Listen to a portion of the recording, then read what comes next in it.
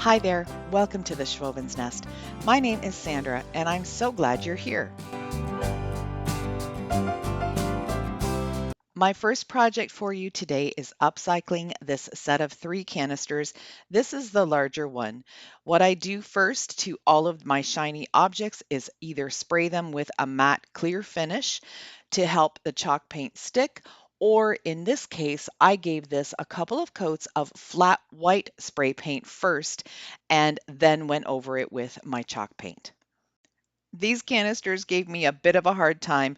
I ended up using also the multi-surface paint in white just to try and minimize some of the brush strokes, but I think the next time I do something like this with all of these ridges in them and the texture of them and the color of them, I'll probably just do a lot more of the white spray paint first just to give me a really good base coat. With the lids, I decided to paint the knobs black, and I'm also going to go down to that little ridge that you see. I just thought that would tie in a little bit better. There really wasn't a good stopping point for the knob this way, so I just decided to go for it and make it just a little bit of a larger black area. And I think they turned out good. Using the Cricut Design Space app, I created some labels for the canisters.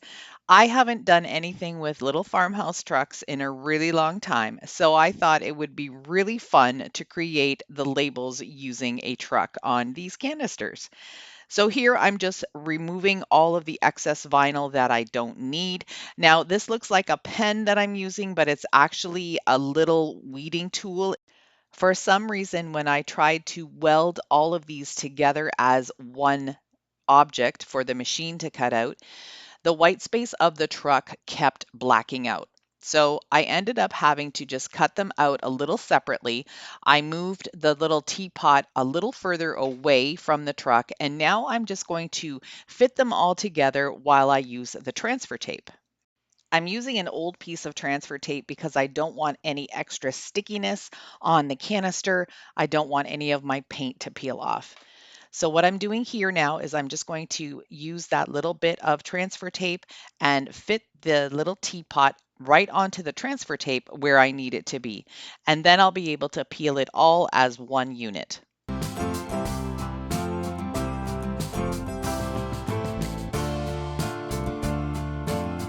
Now I'm just going to center my image right on the canister where I want it to be, make sure that it's nice and straight, and then very gently just push in all of the vinyl.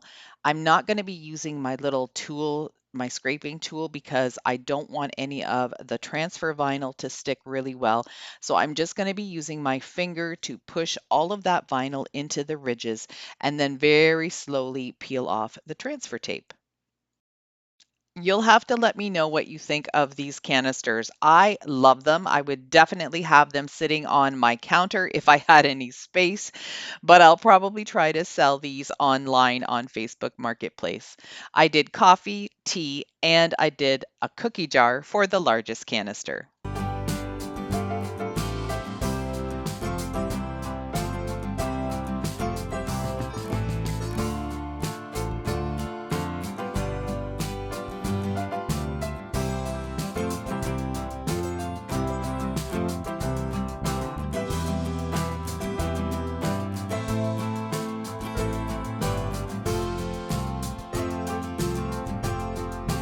I'd like to take a quick moment to say thank you to all of my subscribers.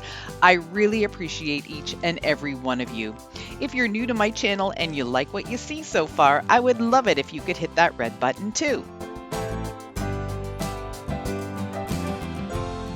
Last year, I made this riser out of 2 of the Dollar Tree burner covers, some of their beads, and just a little stainless steel pot that I found.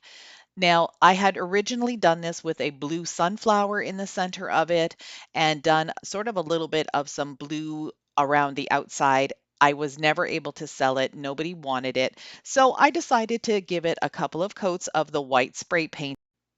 I'm using the Dollar Tree's Buffalo Check vinyl, and you can see that I just created a circle, just traced it around the tray. What I'm going to do is take my pencil and draw a little bit of a smaller circle on the inside before I start cutting it out. I started cutting and then I decided, you know what, I'm not going to be able to get this absolutely round. So I'm going to go ahead and just do probably about an eighth of an inch to a quarter of an inch all the way around the circle just in pencil to give me a proper line to cut with. Now it'll be so much easier just to follow that inside line and cut a proper circle. Once it was trimmed to the right size, I'm just going to peel back a little bit of the backing, and I'm going to use this like contact paper. Put down a little bit first and then very gently and slowly pull the rest of it back using my hand to smooth it as I go. And this will prevent any bubbles from getting into your project. The last time I used the Dollar Tree vinyl like this, it didn't really have good sticking power on a painted surface. So I thought I would try it again and see if it's going to stick better on this one. It did lift up a little bit on one edge, but then I just pressed it down one more time and now it's staying put. If you wanted to make sure that this is not going to peel up, then I would suggest using a glue stick first. If you use Mod Podge, you're probably going to get some bubbles and wrinkles in it because Mod Podge is a little too wet. Once you've got it all laid down, then just go over it with your fingers quite a few times, adding a good amount of pressure just to make sure that everything is going to stick.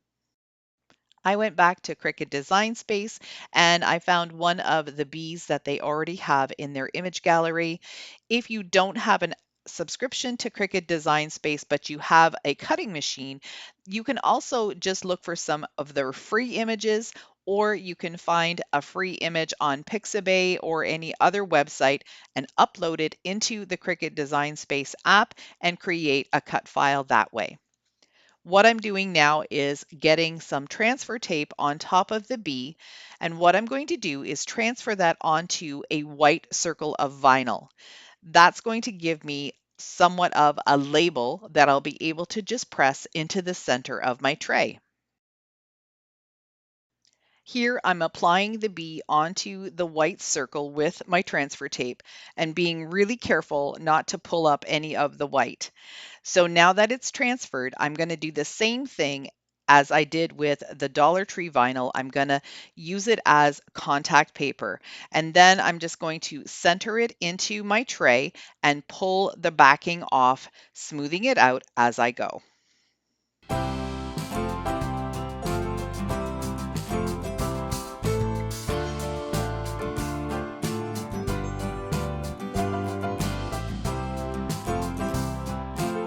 I wanted the tray to look like it was enamel, and since it was metal to begin with, I thought it would be perfect to add some of this black around the top of the burner.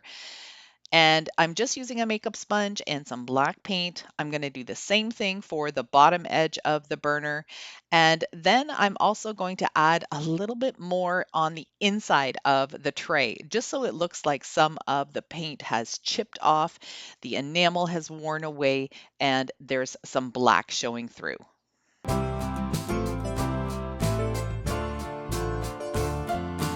With a bit of paint that was left on the sponge, I'm just going to dab a little bit on all of the beads all the way around. And I think that's just going to add a little bit more texture and dimension to this piece.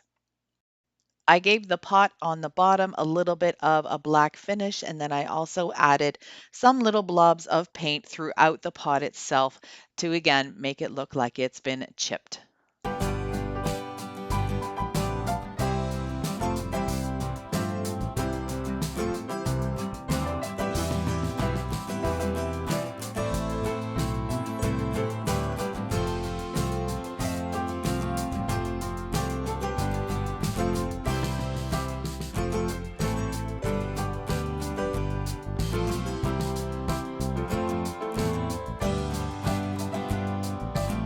Here's my last project for you today.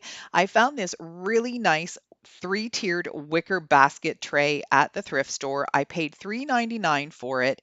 It's in excellent condition, just not my colors. So I'm going to take some white spray paint, give it a really good once, twice, three over. I think I painted this almost four times with my white spray paint. But I wanted all of the wicker, the brown to be gone. I wanted all of that green to be gone. So you can see here that now I'm painting it black. I'm just going to be doing the metal portion black. I'm going to have to be really careful when I go around the metal portion that's around the basket, but I just took my time. I had a couple of YouTube videos going, and I just made sure that I used a really small brush to get in all of those little tight corners. Be on the lookout for different baskets and trays and things when you're at the thrift store or yard sales because a little bit of paint goes a long way. And if it doesn't turn out, you can paint it again. That's the wonder of paint.